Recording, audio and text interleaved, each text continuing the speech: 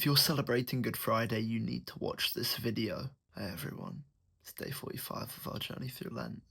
We'll hope you're having a lovely day. Today's passage is John chapter 19, verse 30. When Jesus had received the wine, he said, "It is finished." Then he bowed his head and gave up his spirit. I don't know about you guys, but I always find Good Friday absolutely gut-wrenching. Not just because Jesus died for us, but that he died for us, and I still always go astray.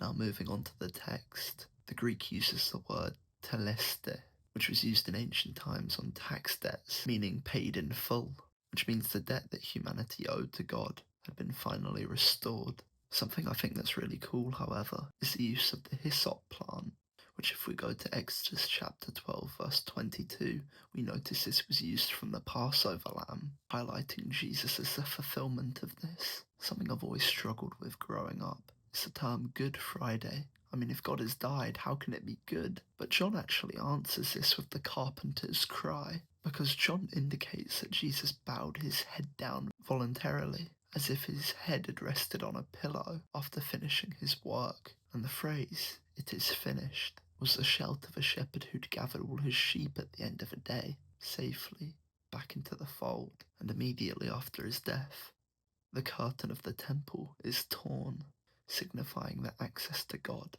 was no longer restricted. I'll be happy to admit that today on Good Friday I cried like a baby in Mass, because when Jesus said it was finished, he was looking down a corridor of time, he was looking at your name, my name, and declaring that the heavy burden of our mistakes was fully paid for. Obviously, bearing fruit indicates true faith, but we do not need to fix ourselves to engage in a relationship with Christ, because the cross isn't a demand to try harder. It's an invitation to trust in what was already done, because he took the punishment to bring us closer to God. Because in his final breath, he promised that the bridge between God and humanity had been restored. It was an act of supreme love, total victory, where the King of Heaven suffered, not as a victim, but as a saviour, all for the sake of setting us free.